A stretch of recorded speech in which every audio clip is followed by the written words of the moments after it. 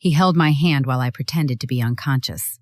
His thumb drew slow circles over my skin, the way he used to when he said he loved me. Then he leaned closer to my ear and, "Only 3 days. Finally, everything's mine." I realized in that moment that the man beside my hospital bed was waiting for me to die.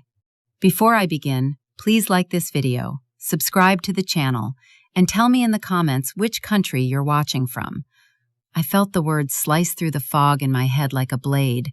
3 days, everything's mine. I fought the urge to open my eyes, to tear my hand out of his grip and scream. But machines were beeping around me. A plastic tube scratched the back of my throat, and there was a heavy bandage wrapped around my head. My body felt like it belonged to someone else, so instead, I did nothing. I stayed exactly as I was. My name is Ananya, and that was the moment I understood. My husband Arman didn't just stop loving me. He wanted me gone. Softly, a low, satisfied sound, and for a second I thought maybe I'd imagined his words. Maybe it was the medicine, the accident, the concussion. Then I heard the rustle of his clothes as he leaned back in the chair. "Yeah, bro," he murmured, his voice low and casual, like we were at home and I was just napping. "Doctor said 3 days, maybe less. They're just waiting to see if there's any brain activity. After that, yeah. Insurance, flat, cafe, everything. I told you it would work out." Insurance, flat, cafe, my cafe. My tiny, messy, beloved cafe that I had built from nothing. And insurance. My heart slammed against my ribs. I forced myself to breathe in the slow, uneven rhythm of a sedated patient. Inside, my mind was screaming. He kept talking. No, her parents signed everything. They trust me," he said, quietly. "Of course they do. I'm the grieving husband, remember? No, she doesn't know anything. How could she? She's barely alive." Silence stretched. Then he added, almost lazily, "Only 3 days. Finally, everything's mine." He squeezed my hand as if he was comforting me. I remembered that squeeze from a very different time. I remembered the first night he held my hand at all. If you had told the younger version of me that I would marry the man who tried to kill me for money, I would have laughed. Back then, I was just a tired woman with flour on her hands and dreams bigger than her bank account. My cafe, Little Lantern, sat on a narrow street, tucked between a pharmacy and a tailor shop. I used to say it was my first love. I woke up at 5:30 every morning, rolled out dough, brewed coffee, argued with suppliers, and smiled at people who chose my tiny place over fancy chains. On a rainy Thursday evening, the bell on the glass door rang as I was wiping down tables. I glanced up without much interest, already rehearsing my polite, "We're closing soon" speech. Then I saw him. He stood in the doorway with his hair damp from the rain, white shirt clinging to his shoulders, a leather bag hanging from one hand. He shook the water from his hair with a quick flick, looked around, and smiled when he saw me. "Are you still open?" he asked, voice warm, hopeful. "For 5 more minutes," I replied automatically. "5 minutes is enough," he said, like he believed it. "I just need coffee, the strongest one you have, and maybe something sweet." I made him a strong black coffee and placed a slice of the chocolate cake my mother had taught me to bake. He sat near the window, pulled out a laptop, and within minutes was frowning at the screen like the world depended on it. I should have just gone back to closing, but something about him made me pause. He looked tired in a way I recognized, not the kind of tired sleep fixes, the kind that comes from being responsible for too many things at once. When I put the tray down, he glanced up with a grateful smile. "Thank you." He squinted at my name tag.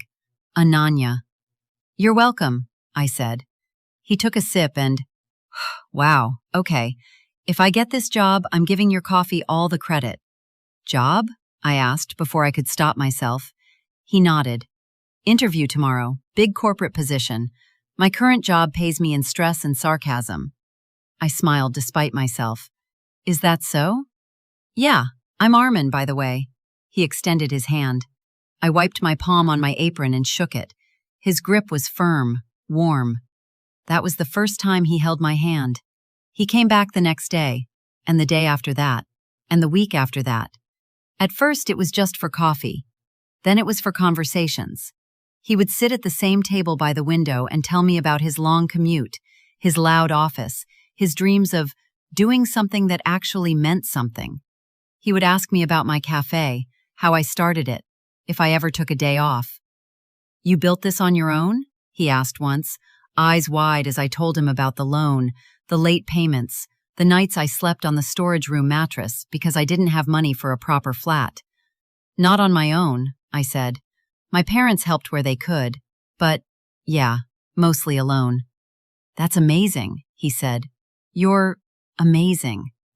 No one had said that to me in a long time. I didn't know then that he was already taking notes. I thought he was just listening. Months passed. He helped me carry sacks of flour when deliveries came late. He fixed a flickering light in the kitchen. When my scooter broke down, he insisted on walking me home. "You shouldn't be alone this late," he said. He met my parents, called my mother Auntie, and complimented her cooking. He carried groceries, fixed leaky taps, and remembered my birthday better than I did.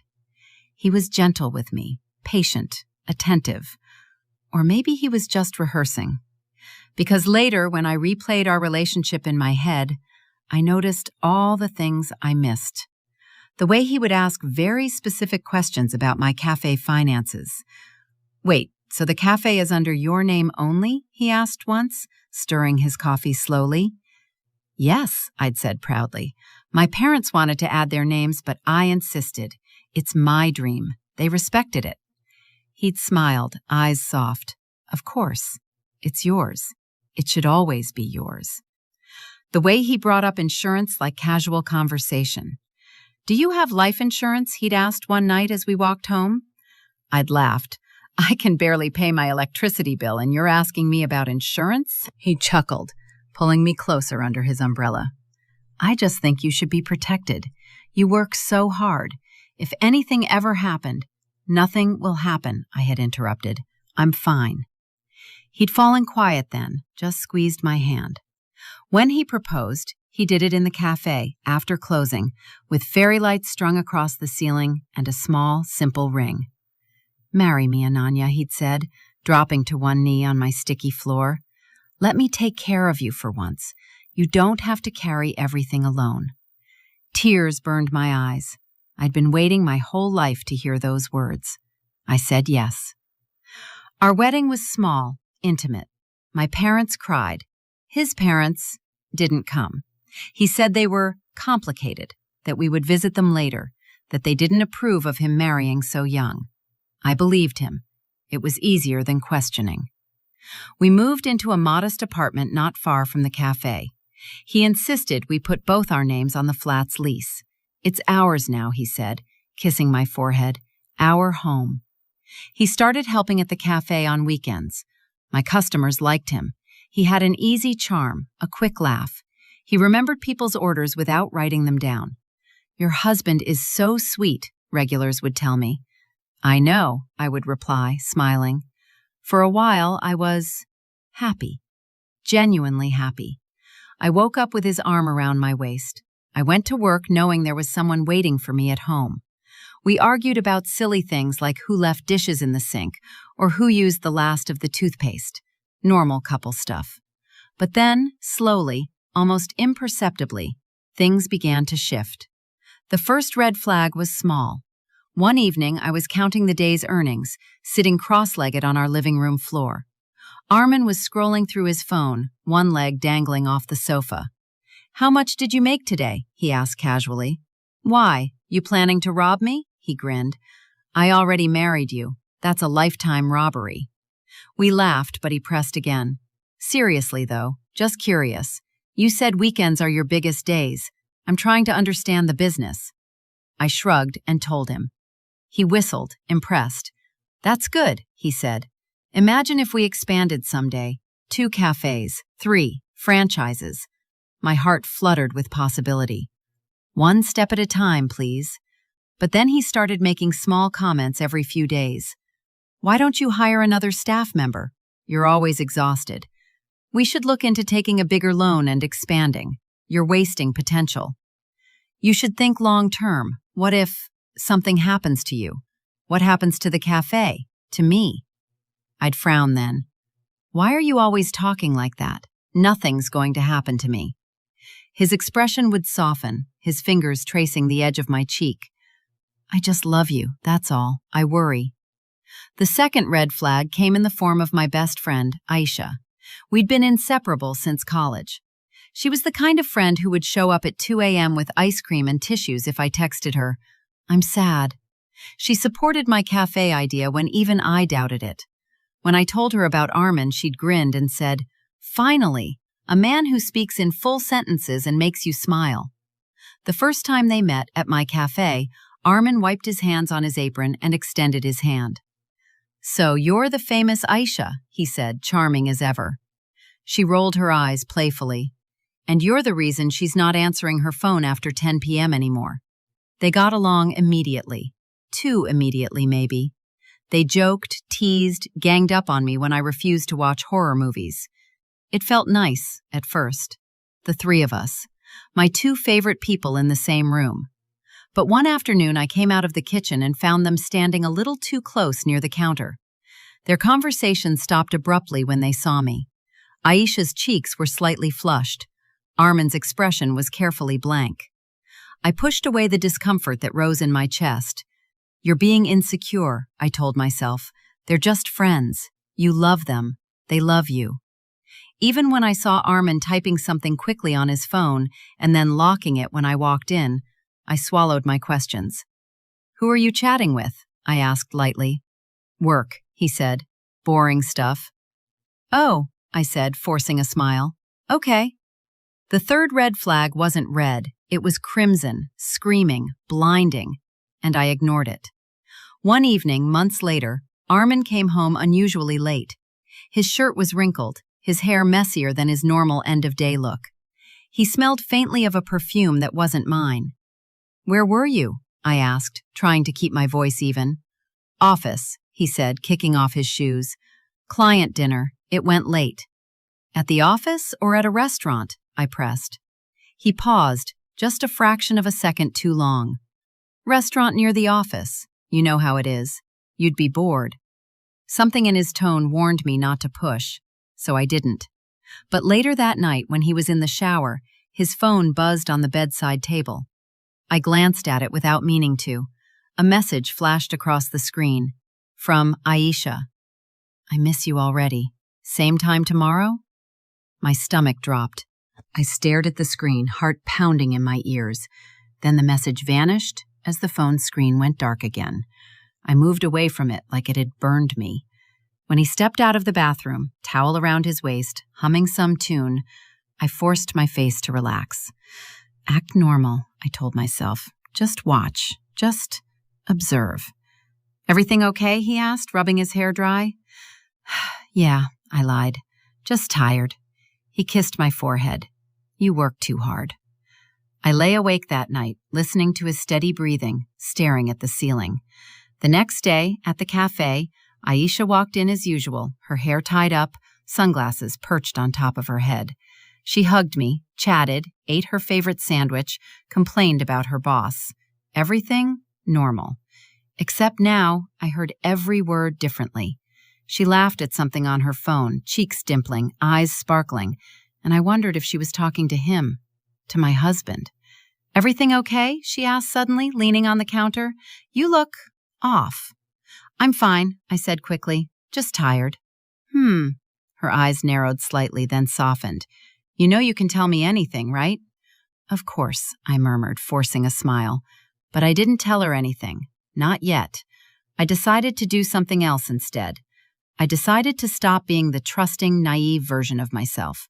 I decided to watch. For a week, I watched. I noticed that Armin suddenly had a lot more client meetings in the evenings. I noticed that Aisha started texting less in our group chat, but stayed online for long stretches at night. I noticed that Armin started asking very specific questions again. "Did you ever finish that insurance thing I told you about?" he asked one morning over breakfast. "What insurance?" I played dumb. "The life insurance," he said. "Remember I said it's important? You're always on that scooter, driving around. It would be stupid not to." I shrugged. I didn't have time. He smiled, but it didn't reach his eyes. Make time. We can go together. I'll handle the paperwork. My fork paused halfway to my mouth. You'll handle it? Yeah, I'm good with forms. You hate them. It'll be easier. Something cold moved through me. Okay, I said slowly. Maybe next week. He squeezed my hand. Good, next week. Then he left for work.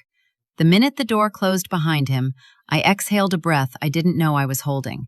I picked up my phone and opened his laptop bag. I knew his password. He'd told me months ago, 2707, our anniversary date. Trust is everything in marriage, he'd said back then, kissing my forehead. I used that trust to unlock his phone. I know some people will judge me for that. Maybe I would have judged myself once too. But when something in your gut screams that something is wrong, you either listen or you become the victim of your own denial. The chat with Aisha was not at the top. That's how I knew he was hiding something. He was careful enough to mute it and bury it in the list. But I found it. My fingers trembled as I scrolled. At first, it was stupid, flirty messages, jokes, memes, complaints about their crazy workload. Then I saw my name. From Armin. She's so busy with that cafe, she barely notices I'm gone. From Aisha. So we get more time together. Lucky us. I swallowed hard and kept reading. From Armin. We have to be smart. If she finds out, everything becomes messy. From Aisha. Relax. She trusts me. She won't suspect anything. From Armin. Yeah, I know. That's why this will work. Work? My head spun. My fingers scrolled faster, eyes burning. Then I saw the message that changed everything. From Armin. Once the insurance is done and the will is updated, we're set. One accident. That's all. From Aisha. You're sure it will look natural? From Armin. Of course. People crash all the time on those roads, especially at night. From Aisha. And after that? From Armin. After that, we disappear for a while. Then new city, new start, new life. With money. My breath caught in my throat. The room tilted. I set the phone down before I dropped it. They weren't just sleeping together. They were planning my death. My best friend. My husband. I wanted to scream, to throw everything in the house, to smash the phone and then their faces. Instead, I sat down on the floor, pressed the heels of my hands into my eyes, and forced myself to breathe. You cannot react. Not yet. If I confronted them with just this, they would lie, delete everything, turn it around on me. I needed more than anger. I needed proof. I needed a plan. Fear, when it sits in your chest for too long, either eats you alive or turns into something sharper. That day, mine turned into strategy. The first thing I did was forward their entire chat to my own email. I took screenshots of everything, saved them to a hidden folder. Then I carefully put his phone back exactly where I had found it. When Armin came home that night, he kissed me like nothing was wrong.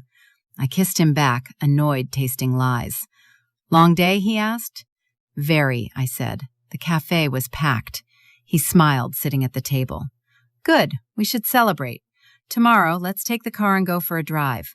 There's that hill station 2 hours away. You love that view, remember?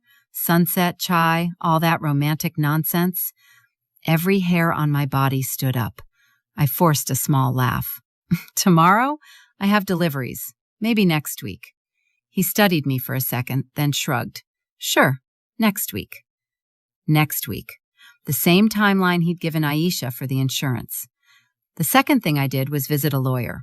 Not my family lawyer. He was too close, too chatty. I needed someone neutral. I told him I wanted to make a will. His eyebrows rose. You're young. Any particular reason? I run a small business, I said calmly. I just want to be responsible. If anything happens to me, I want my parents to get everything, not my husband. He blinked. You're married?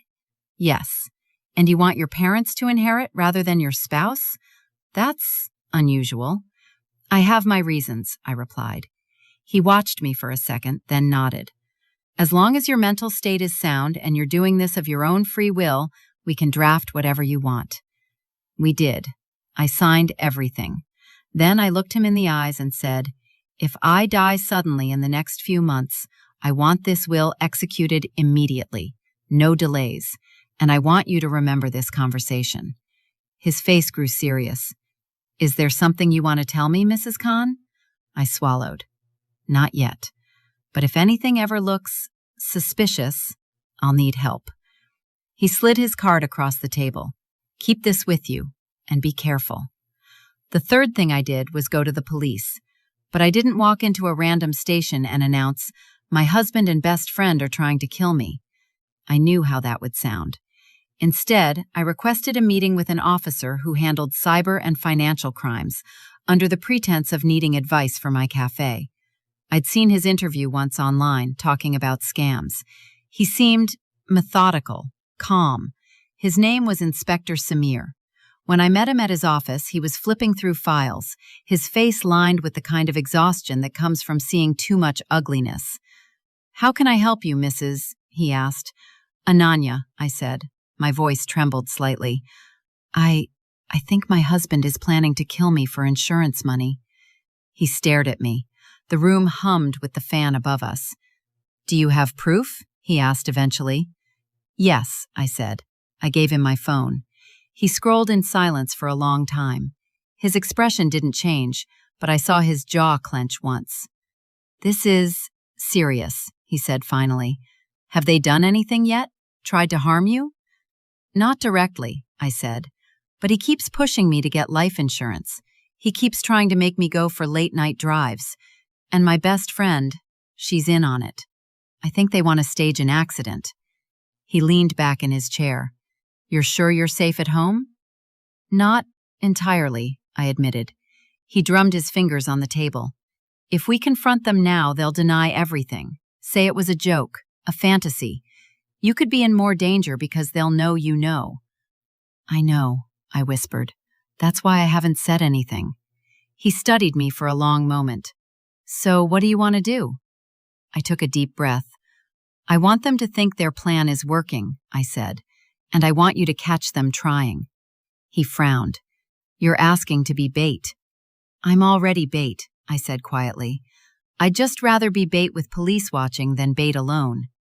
He sighed. "You understand this is dangerous?" "I understand staying in this marriage is dangerous," I replied. Something in my voice must have convinced him. Over the next hour, we formed a plan. I would agree to the insurance. I would agree to the drive. I would wear a tiny recording device he would give me, and there would be a backup tracking device hidden in my bag. "You must not confront them," he warned. "You must act normal. Scared people make mistakes. We need them to feel confident enough to act." I nodded, my hands cold despite the heat. "What if they succeed?" I asked, voice barely audible. "We won't let that happen," he said. I wanted to believe him. I went home with a business card in my pocket, a bug small enough to clip inside my bra, and a fear that had shifted into something else. A cold, focused anger. That night, Armin wrapped his arms around me in bed. "You're distant these days," he murmured into my hair. "Is everything okay?" "Just stressed," I said. "The cafe, bills, grown-up stuff." He softly, "You don't have to stress alone, you know. I'm here. Let me help." "Okay," I whispered. "Help me." There was a time when I would have meant it. Now it was a line in a script. The next week, I told him I had thought about the insurance. "You were right," I said over dinner. "We should do it." His fork paused midway to his mouth. Then he smiled, slow and careful. "Yeah?" he asked. "You're sure?" I forced a tiny laugh. "You wore me down with your lectures. I'll fill whatever forms you want. I trust you." He reached across the table and squeezed my hand. "I'll take care of everything," he promised. That's what terrified me. 2 days later, we went to the insurance office together. His hand rested possessively on the small of my back as we walked in. He introduced himself as my husband, talked about his precious wife and how much he wanted her protected. He asked all the questions, negotiated the premium, made jokes. I signed where I needed to. The agent smiled. "Your husband really cares about you." "Yes," I said, "he does."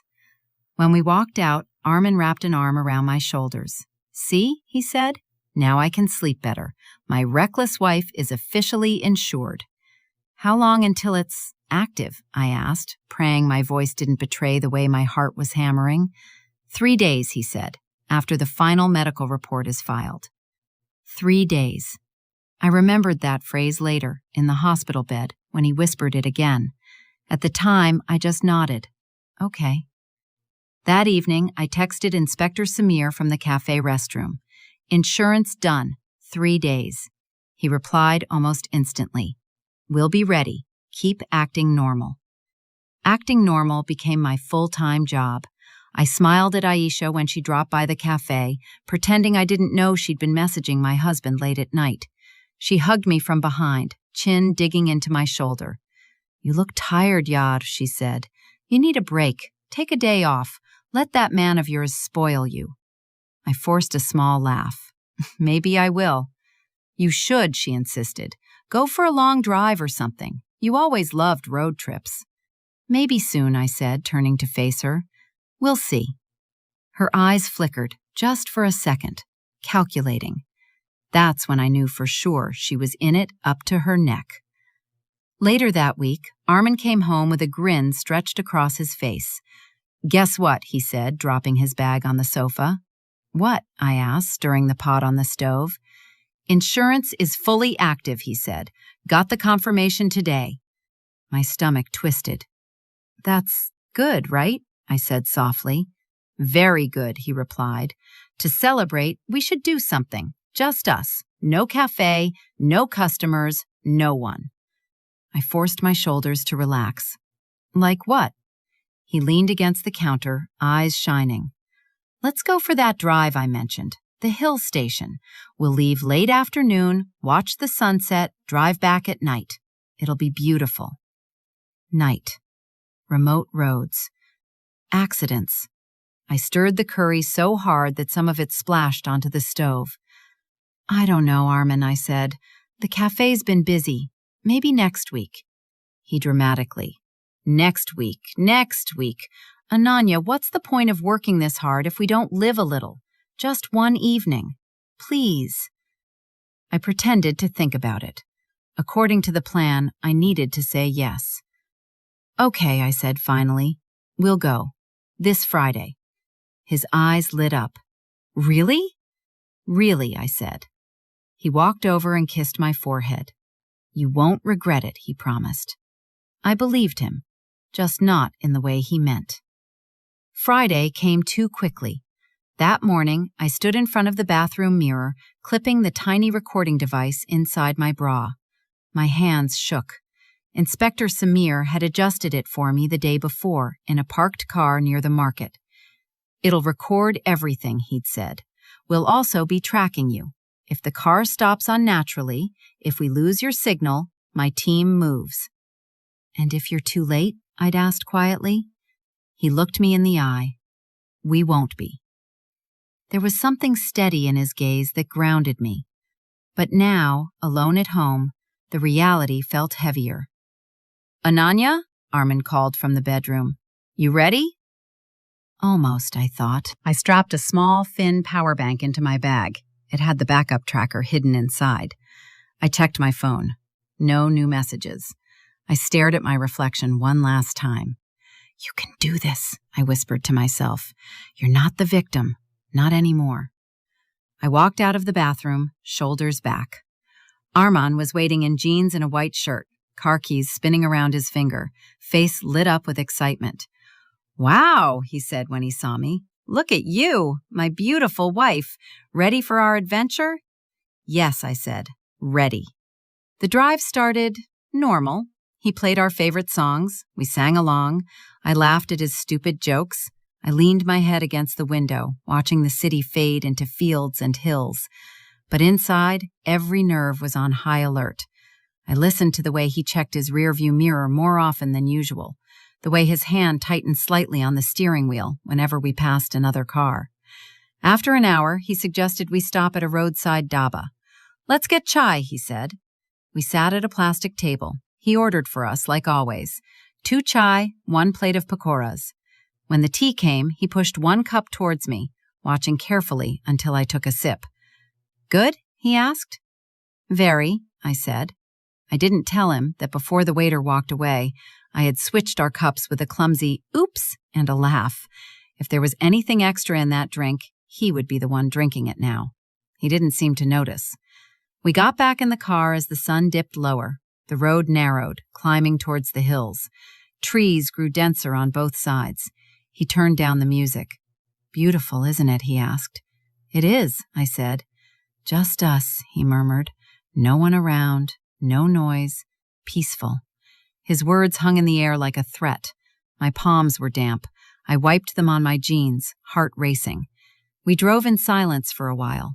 Then, casually, he said, "You know, I was thinking we should update the cafe registration to include my name too, just in case anything happens to you. It's safer if things are shared." I turned my head slowly to look at him. "What makes you think something will happen to me?" I asked softly. He smiled, eyes still on the road. "Nothing. I'm just practical." I stared at his profile. The slope of his nose, the little scar near his eyebrow, the familiar curve of his lips. I used to kiss those lips with love. Now all I saw was calculation. "Maybe," I said. "We'll talk about it later."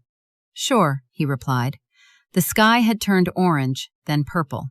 We reached a viewpoint he'd mentioned before, a narrow bend in the road with a rusted railing looking out over a deep valley.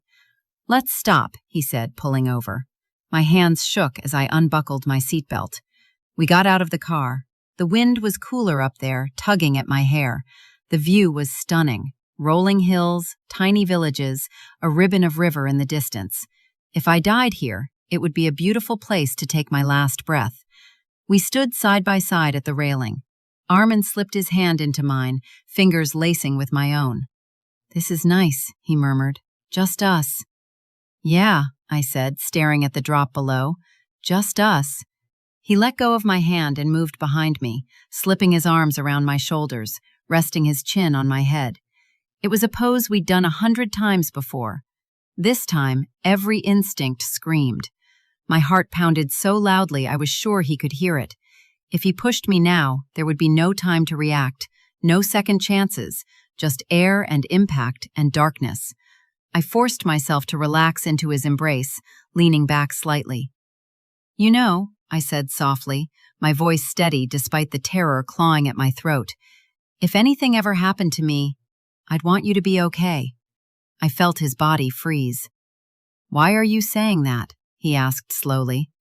"Just thinking," I replied. "You've been so worried about insurance and money and safety. I just wanted you to know, if something happens, you'll be fine." He was very still now, his breath warm against my ear. Then he said it. "Something is going to happen," he whispered. My blood turned to ice. I opened my mouth to reply, but before I could, a car horn blared behind us.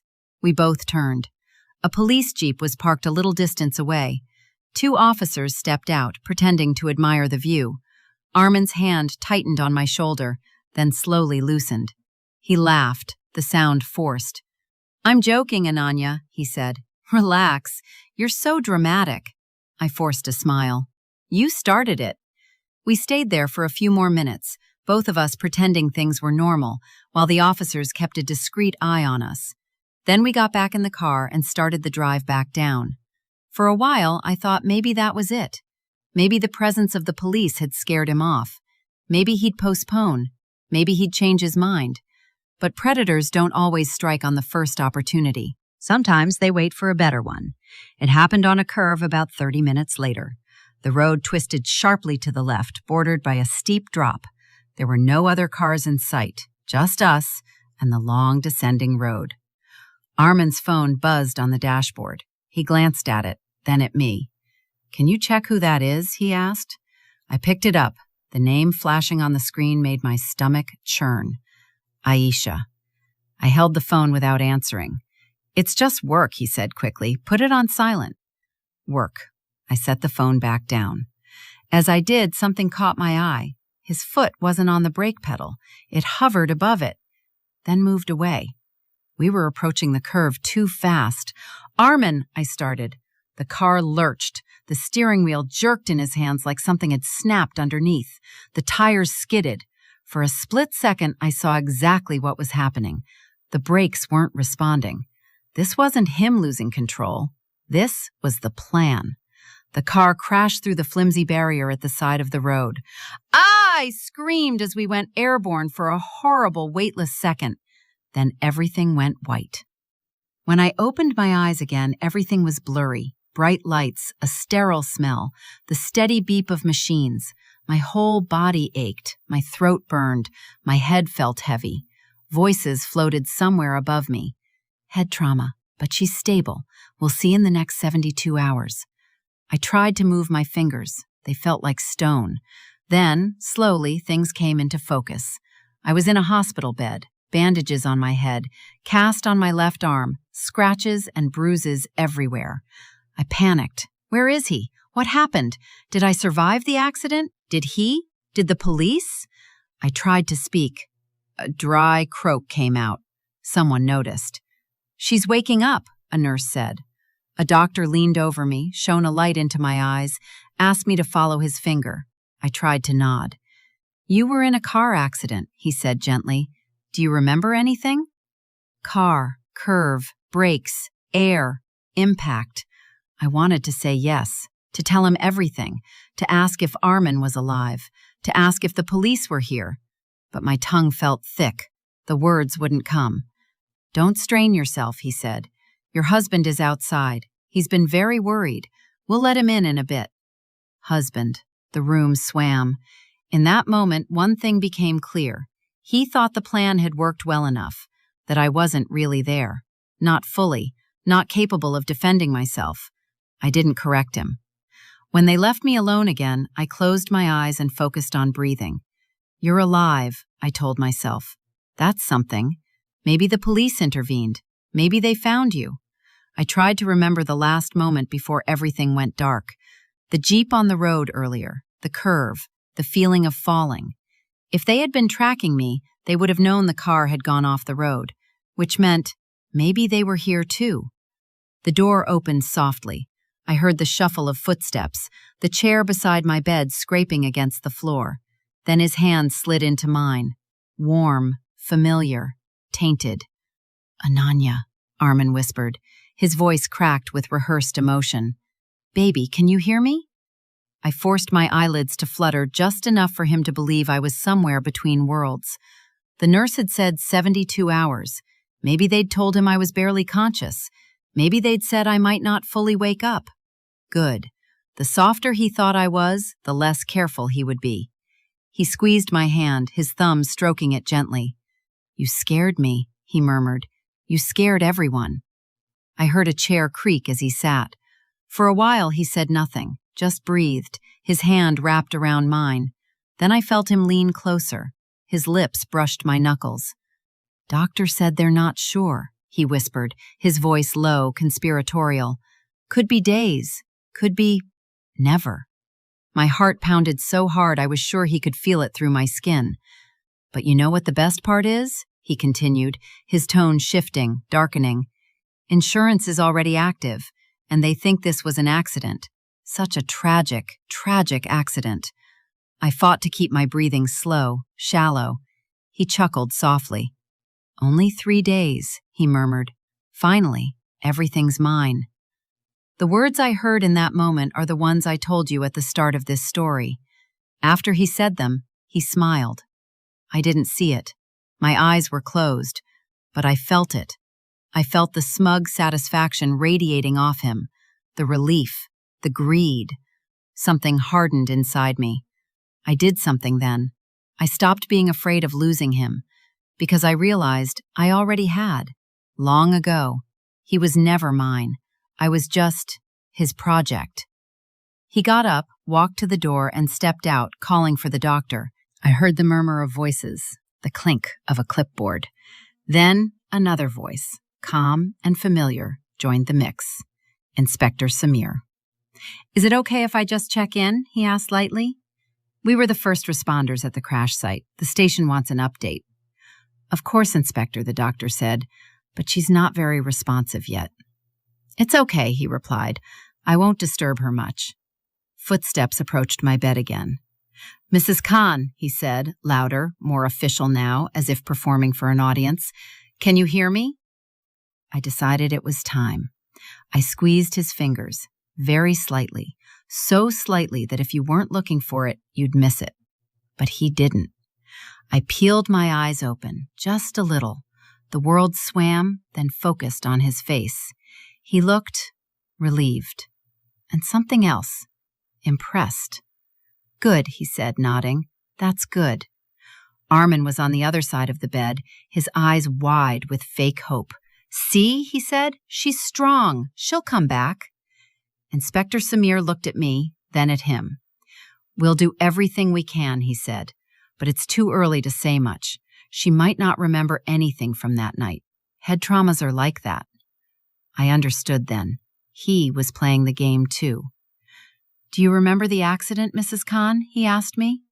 I opened my mouth. My throat hurt. The word came out cracked and weak. No.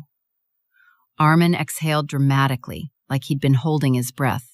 She doesn't have to remember, he said quickly. It's better if she doesn't. It was horrible. The car just lost control. Inspector Samir nodded slowly. We're still investigating, he said. We'll ask more questions when she's stronger. He and I locked eyes for a fraction of a second. In that moment, a silent understanding passed between us. Keep pretending. We're not done yet.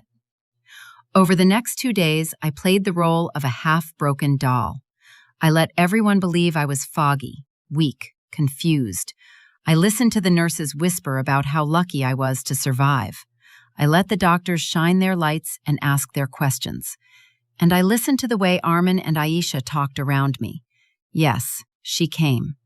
On the second day, she walked into my hospital room, her eyes red and puffy, carrying flowers. Ananya, she whispered, rushing to my bed. Oh my God, look at you. She took my hand, squeezed it, cried. If I hadn't known better, I would have believed her. I blinked slowly at her, feigning confusion. Aisha, I croaked. She nodded, tears streaming down her face. I'm here, Yad, I'm here. You scared us all so much. She glanced at Armin. He stood at the foot of the bed, arms crossed, jaw set in a worried line. I told you she'd fight, he said. They looked like a loving husband and a devoted friend.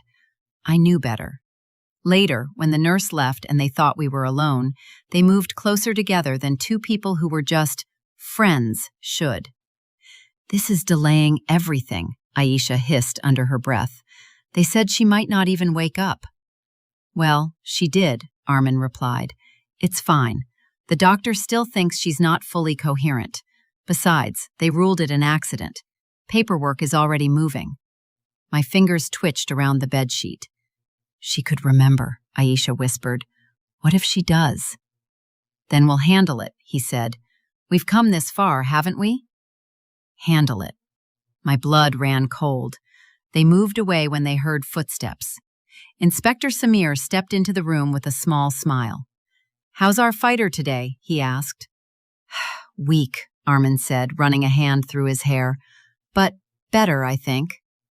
Good, the inspector replied. We just have a couple of routine questions for the file, if that's okay. Armin nodded. Where were you going that night? He asked. Hill Station, Armin said.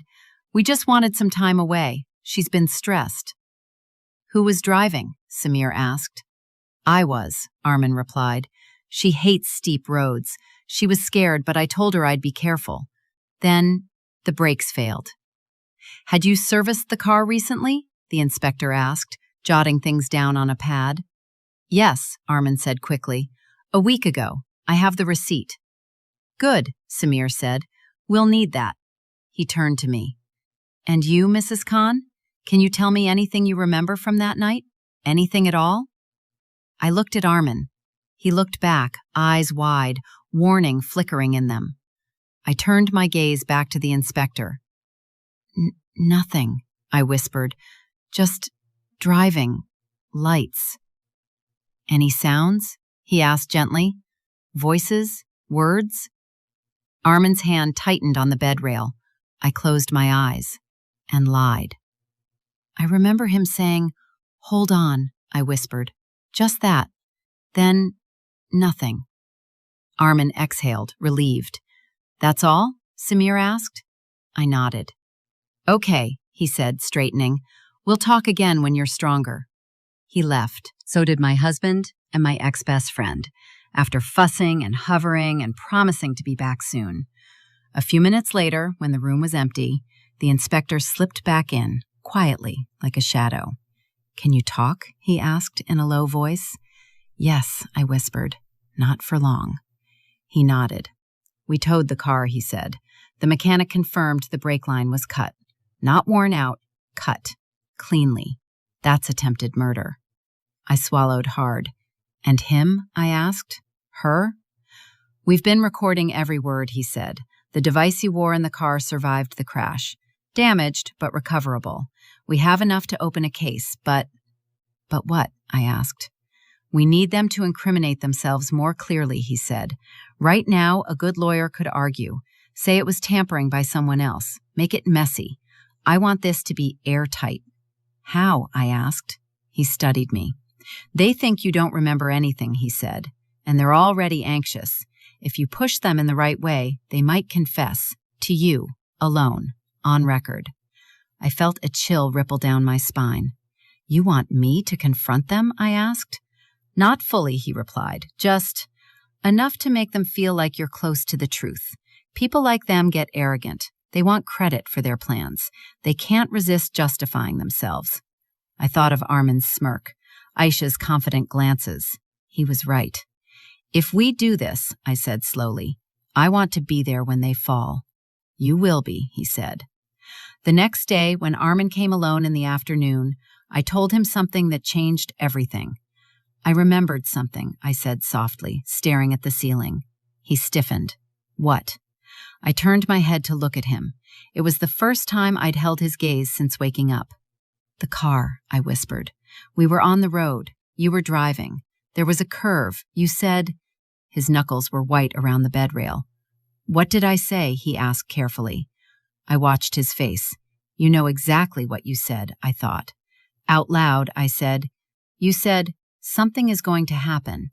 His face drained of color. I did?" he asked. "Yes," I said. "Then everything went black." He licked his lips, forced a laugh. "You must have misheard," he said.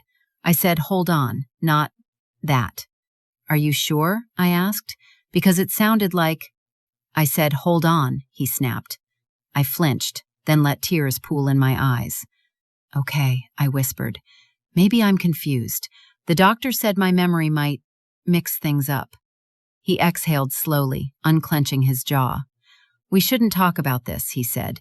"You need rest." "Okay," I murmured. He left soon after, claiming he had to deal with insurance paperwork. I texted Inspector Samir as soon as he was gone. "He's scared." "Good," he replied. "Don't push too fast. Let him stew." It was Aisha who cracked first. On the third day, she came without him. She looked worse than before, dark circles under her eyes, hair unbrushed. She closed the door behind her, shutting out the hallway noise. "How are you?" she asked, coming to the side of my bed. "Weak," I said, "but more clear." She swallowed. You said you remembered something yesterday. To Armin." So he told her. I nodded slowly. "A bit." She sat down, wringing her hands. What do you remember?" she asked. I watched her carefully. If Armin was ice, Aisha was fire, emotional, reacting, easier to break. "I remember the road," I said, "the curve, the feeling of falling." She nodded jerkily. "And I remember—" I paused, letting the silence stretch, letting her imagination sprint ahead. "You remember what?" she whispered. I let my eyes fill with tears. "I remember him talking about insurance," I said. "Before, and how you told me I should trust him. And now, the car, the brakes." She went completely still. "I feel like someone wanted me dead," I whispered. She flinched like I'd slapped her. That's crazy," she said quickly. "Why would you say that?" Because I saw the mechanic yesterday, I lied. He said the brake line was cut. Not worn out, cut. Her mouth fell open. And the police inspector, I continued, keeps asking questions. It's like they think someone tried to kill me. Aisha's breathing grew shallow. Do you think it was me? She asked, voice cracking. Is that what you're saying? I let silence answer for me, just for a second. Then I whispered, I don't know what to think anymore. Her eyes filled with tears. Ananya, she said, leaning closer, you know me. You know I would never. You told me to trust him, I said. You told me to take a break, to go for that drive. You said it like you were pushing me. She shook her head frantically. No, I just wanted you to relax. You worked too hard. Then why, I cut in, my voice suddenly sharper, were you at our building the night before the accident? She froze. How do you, she started. I saw you from the window, I lied smoothly. You were downstairs. You didn't call. You didn't come up. You just stood there, looking at the car. That part wasn't entirely a lie. Security footage, which the police had already shown me, had captured her hovering near the parking area that night. Her face crumpled. I didn't do anything, she said. I was just nervous. Nervous about what? I pressed. Tears spilled down her face. I don't want to go to jail, she whispered. My heart leapt. There it was. You don't have to, I said, keeping my voice low, urgent. If you tell the truth now, if you help fix this. She stared at me, mascara running, shoulders trembling. Fix this? She echoed. How do you fix planning to kill your best friend? Her words hung in the air like a confession. I glanced at the tiny device clipped beneath my pillow. It was recording. Why, Aisha? I asked, my own tears spilling now. Why him? Why this? She buried her face in her hands. It wasn't supposed to go this far, she sobbed. At first it was just flirting. Then we fell in love. And he kept saying you didn't really care about him, that you only cared about the cafe and your parents and your dream, that you would be fine without him, that you were strong. So you decided to kill me, I said, my voice hollow. We didn't decide. She took a shuddering breath. He said he was drowning in debt, that if he left you, he would have nothing, that he gave everything up for you. But if you died, he would at least have a safety net, and we could start over. He made it sound like a solution, like no one would really suffer because you don't need anyone. I laughed, a short, broken sound. I'm lying in a hospital bed because you and he thought I don't need anyone, I said. Do you hear yourself? She winced. I kept saying no, she whispered. I told him it was crazy. But then he found out about the cafe's value, the insurance. He said it would be stupid not to take the chance. Stupid, I repeated. That's the word he used for killing your best friend. She squeezed her eyes shut. I'm sorry, she cried. I'm so sorry. I wish I could go back. I wish I'd never met him. I wish I'd never... The door burst open. Both of us jumped. Inspector Samir stood there, 2 uniformed officers behind him. His face was no longer friendly. Aisha Malik, he said sharply, you're under arrest for conspiracy to commit murder and attempted homicide. She stared at him, mouth open. What? She whispered. The officers stepped forward, pulling her to her feet, reciting her rights. She looked at me, betrayal and horror twisting her features. You were recording? She choked out. You set me up? I met her eyes, feeling something in my chest break and bleed. You set me up first, I said quietly. They dragged her out, her sobs echoing down the hallway. I sank back into the pillows, shaking. A few minutes later, Inspector Samir came back, his expression softer. Are you okay? he asked. No, I said honestly. But I will be. We have enough now, he said. Between the car, the texts, and her confession, the case is solid. We're picking up your husband as we speak. I nodded, swallowing the lump in my throat. Can I began, voice trembling. Can I see him? One last time? After? He hesitated, then nodded slowly. From a distance, he said. Not alone, but yes. It happened that evening.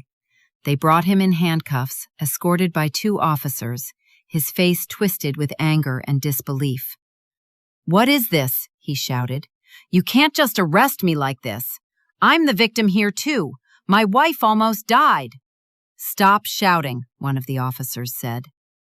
They passed by the glass window of my room. He saw me. Our eyes met. I saw the exact moment he realized. He stopped struggling. His gaze flicked to the recording device on the bedside table, to the reflection of Inspector Samir standing beside him. Understanding dawned. You, he said slowly, his voice low, dangerous. You set this up. It wasn't a question. I lifted my chin. You cut the brakes, I said. You pushed me to buy insurance. You plotted with my best friend. I didn't set this up, Armin. You did. His lip curled. You were never supposed to wake up, he spat. And yet, I replied softly, here I am. He leaned forward, as far as the cuffs would allow. You think you've won? He hissed. Even if I go to jail, you'll be alone forever. You'll never trust anyone again. You'll be paranoid and bitter and… Alive, I interrupted. I'll be alive. We stared at each other through the glass. For a second, I saw the man I had fallen in love with, the one who carried flour sacks for me, who fixed my lights, who made me coffee on my tired days. Then he smiled. The same smile he'd given me when he proposed. The same smile he'd probably given Aisha when he promised her a new life. Only 3 days, he had said beside my hospital bed. Finally, everything's mine. Now I smiled back. 3 days ago, I said, you thought you were getting everything. Today, you're losing it all. The officers pulled him away. I watched his reflection get smaller and smaller until he disappeared around the corner. I exhaled a breath I felt like I'd been holding for months. The case moved quickly after that. Headlines called it the Hill Station insurance plot. Journalists camped outside the hospital and later outside the courthouse. I testified with my arm in a cast and scars still healing. The recording spoke louder than I ever could. The judge listened to the texts, the calls, Aisha's breakdown, the mechanic's statement. The verdict was clear. They were both sentenced to a long time behind bars. My parents cried with relief. The lawyer I'd seen early on shook my hand and said, "You were very smart to come to me when you did." People called me brave. I didn't feel brave. I felt broken. In the months that followed, I had nightmares where I was falling endlessly, the sound of screeching tires and twisting metal looping in my ears. I would wake up sweaty, heart racing, reaching for a man who wasn't there anymore. Sometimes, in weaker moments, I missed him. Not the version of him who cut my brakes. The version who held my hand under cafe tables. The version who laughed at my late-night jokes. Grief is complicated when the person you're grieving tried to kill you. Healing was slow. I went to therapy. I reopened my cafe, one section at a time. At first, I couldn't stand customers asking, "Where's your husband?" or "Why are you alone today?" So I told them the truth. I didn't detail everything, but I said enough. "My husband is in prison," I said once to a curious woman. "He tried to hurt me. He failed." Her eyes widened. "I'm so sorry," she whispered. "I'm not," I replied, surprising both of us. "I'm learning to be grateful. Grateful to be alive. grateful that my instincts screamed loudly enough, grateful that I listened. I changed the cafe slowly. I added more plants, more light. I hired staff I trusted, people with references and long histories. I installed better security cameras, more locks. Not because I was paranoid, because I had earned the right to protect my peace. One evening, months later, as the sun dipped low and the cafe was nearly empty, Inspector Samir walked in. He looked different in civilian clothes, less intimidating, more human. "Still the best coffee in the city?" he asked, leaning on the counter. I smiled. "Sit down, I'll make you one." We talked for a while. He asked how I was sleeping. I told him about the nightmares. He nodded, said they would fade. "You did something most people wouldn't have the courage to do," he said. "You looked at the ugliest truth and didn't run away from it." "I wanted to," I admitted, "many times." "But you didn't," he replied. I looked at him. "At the hospital," I said slowly, "when you came into my room after the crash, I knew I was alive because of you and your team." He shook his head. "You're alive because of your own choices. We just did our job." I stared at his coffee cup, watching the steam curl upward. "Do you ever get tired," I asked, "of seeing this kind of thing? People betraying the ones who love them?" "Yes," he said simply. "But then I see people like you, and I remember why we keep going." After he left, I sat alone in the cafe for a long time, listening to the hum of the refrigerator, the soft clink of cups as I stacked them. Part of me was tempted to shut the doors, sell everything, move far away, change my name, start over where no one knew me as the woman whose husband tried to kill her. But another part of me, the part that had negotiated with suppliers and painted these walls and pulled all-nighters to make ends meet, refused. This was my life, my story, my cafe. He had tried to take it all. He had failed. So I stayed. I rebuilt. I learned to trust again, slowly, carefully. I didn't jump into new relationships. The idea of romance made my chest tighten. Maybe one day I'll be ready. Maybe not. I've learned that my worth doesn't depend on my relationship status. What I did learn is something else. Love without boundaries can be deadly. Blind trust is not loyalty, it's surrender. Now, when customers come in, young couples, best friends laughing, people gossiping, I watch with a different kind of eye. Not cynical, just aware. Sometimes I tell my story, not with all the details, not with all the blood and courtrooms and headlines, but enough to make people think. If something feels wrong, I say, don't ignore it just because you love the person making you uneasy. Love is not supposed to feel like constant doubt. On the 1-year anniversary of the accident, I went back to the Hill Station. Not alone. I went with my parents and a few trusted staff members. We drove up in broad daylight with a serviced car and strong brakes. We stood at the same viewpoint. The railing had been repaired. The valley looked the same. Beautiful. Indifferent. I walked to the edge, the wind tugging at my hair. I closed my eyes and pictured the car, the curve, the feeling of falling. Then I opened them and looked at the horizon. "I'm still here," I whispered. My mother slipped her arm through mine. "You always will be," she said. Maybe that's not true. No one is here forever. But for the first time in a long time, the idea of my life continuing, slowly, quietly, on my own terms, didn't feel terrifying. It felt like a second chance. He held my hand once in a hospital room, thinking I was gone, and said, "Only 3 days. Finally, everything's mine." What he didn't realize was that those 3 days were the beginning of the end for him, and the beginning of a new life for me. If this story touched your heart, don't forget to like, comment your thoughts, and subscribe for more true life stories. With love and respect.